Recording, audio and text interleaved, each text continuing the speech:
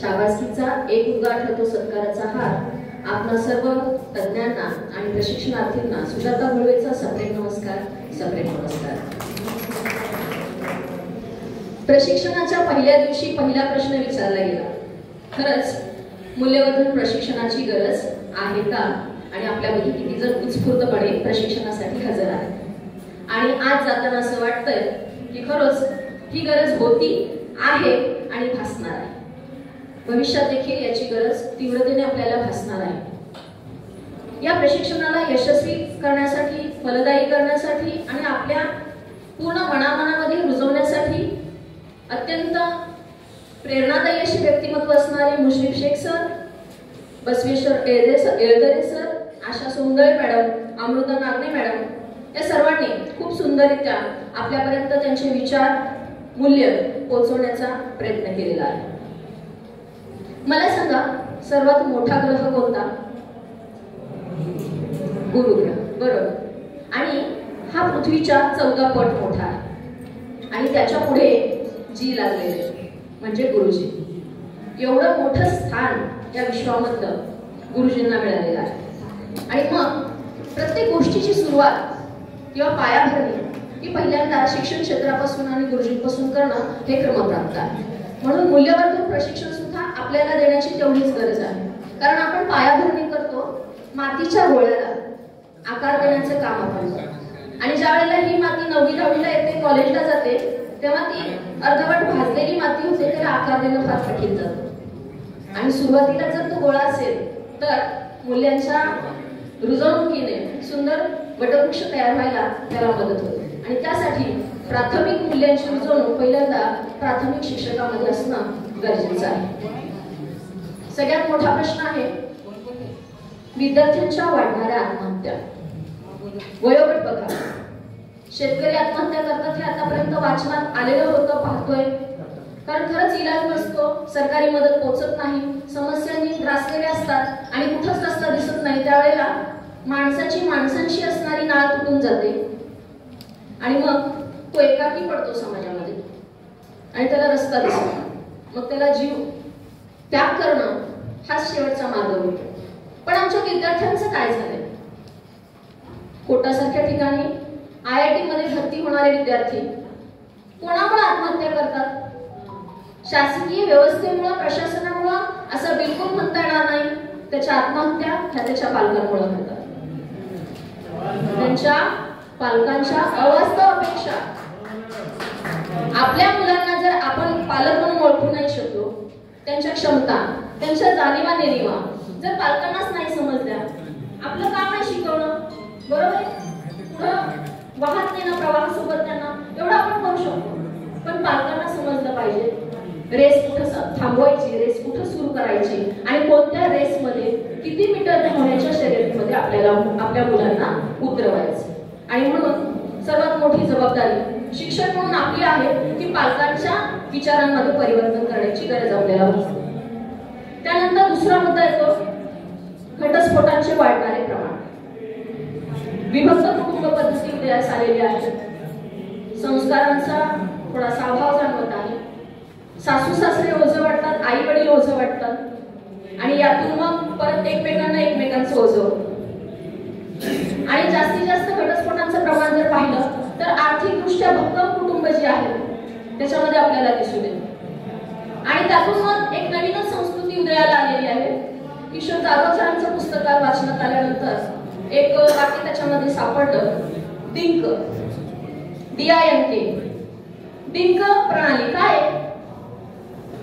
Double income no kids.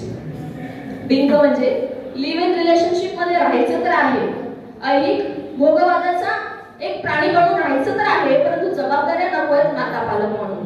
आणि डिंक ही प्रणाली तिथून उदयास आली, डबल इन्कम नो किड्स. यानंतर मदर इन डार्क. सगळ्यात मोठी जबाबदारी आहे आईची. आता आई पण काम करते, दुहेरी जबाबदाऱ्या तिला पार पाडाव्या लागतात. आईच्या गाऊनला पदरच नाही, अशी परिस्थिती आलेली आहे. दुधाची बाटली बॅगेमध्ये ठेवून दिवसभर कामवालीजवळ, केअरटेकरजवळ, बाळाला ठेवून ती जाते.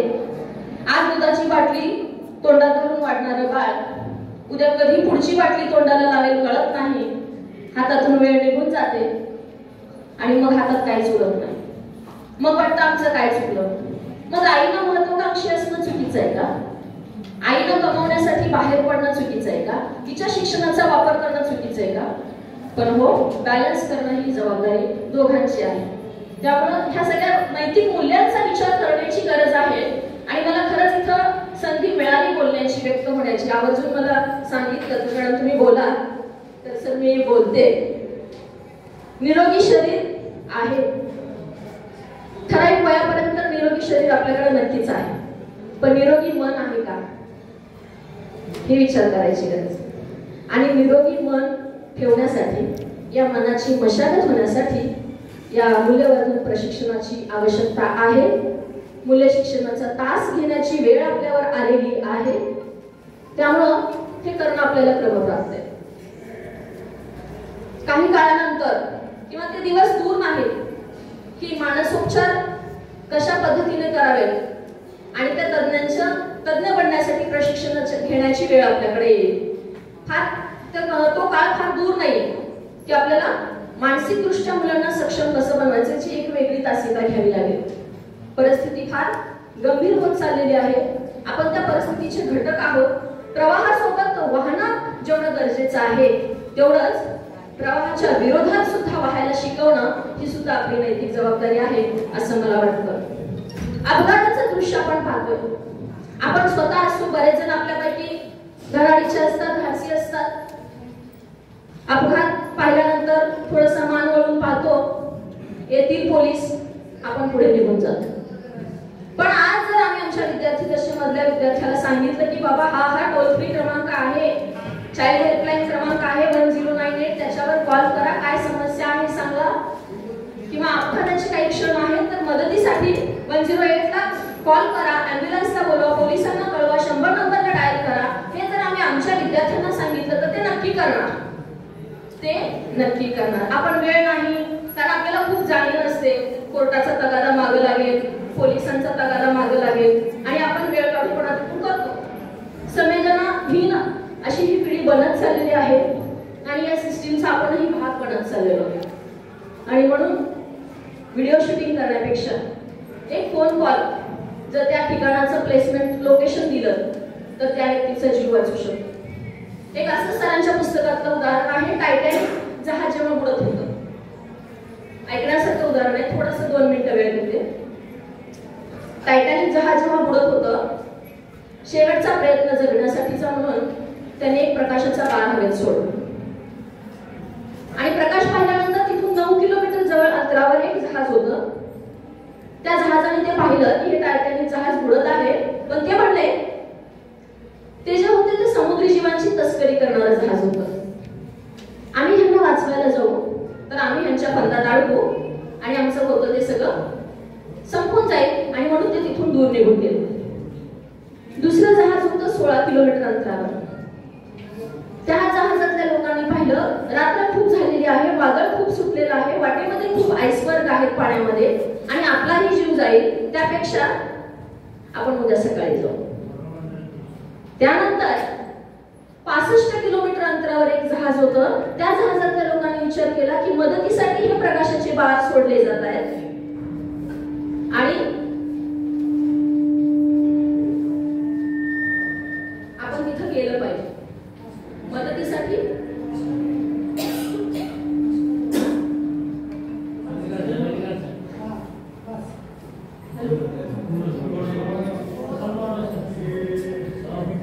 हॅलो, मदतीसाठी आपण तिथं गेलं पाहिजे.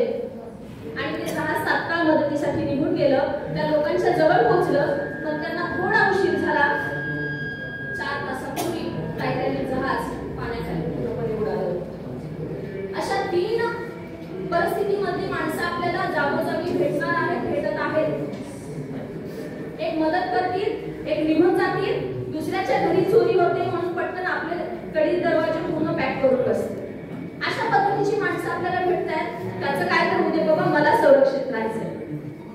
आणि यातून जोपर्यंत आपण बाहेर पडणार नाही, आपल्या क्रांतिकारकांनी जर असा विचार केला असता, आपल्या योद्ध्यांनी असं, आपल्या मावळ्यांनी असा विचार केला असता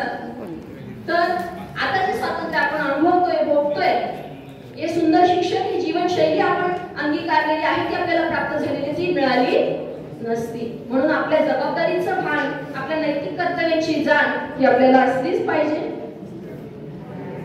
समाजाचं ऋण फेडायची जर मुलांमध्ये जाणीव करायची असेल तर सुरुवातीला तुम्ही पर्यावरणाचं रक्षण करा, ही पहिल्यांदा आपल्याला रुजवायची गोष्ट आहे. आमचे लाखो बंधू भगिनी शिक्षक जे आहेत ते सीडबॉलच्या प्रक्रियेतून निसर्ग जपण्यासाठी, संवर्धन करण्यासाठी मदत करत आहेत. तर अशा पद्धतीनं आपणही आपल्या विद्यार्थ्यांना सांगूयात की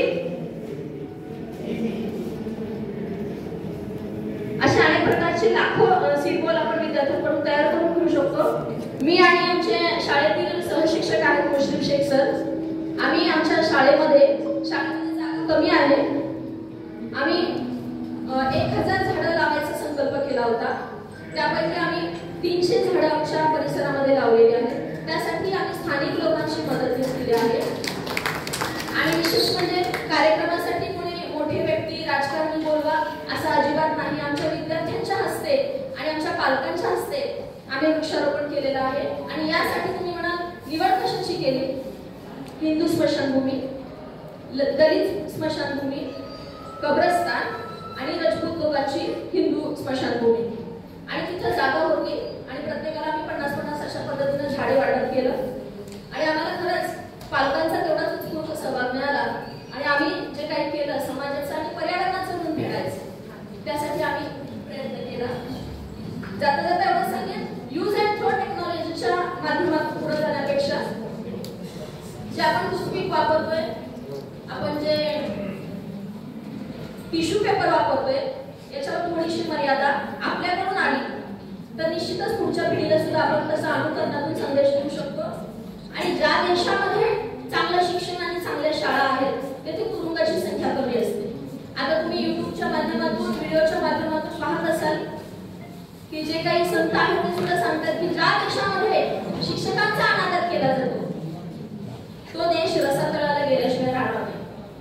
आणि आज जर आमचा शिक्षक तणावाखाली असेल, माझी नोकरी टिकेल का नाही याच विचारांमध्ये असेल, तर आम्ही पुढच्या पिढीसाठी झटायचं कसं, हा मोठा यक्ष प्रश्न आमच्या समोर उभा आहे. मैं एक गदरा बनना चाहता हूँ जो ऊंचाई से गिरकर भी अपनी सुंदरता खोने नहीं देता. मैं एक गदरा बनना चाहता हूँ जो ऊंचाई से गिरकर भी अपनी सुंदरता खोने नहीं देता. मैं खुद को इतना साफ करना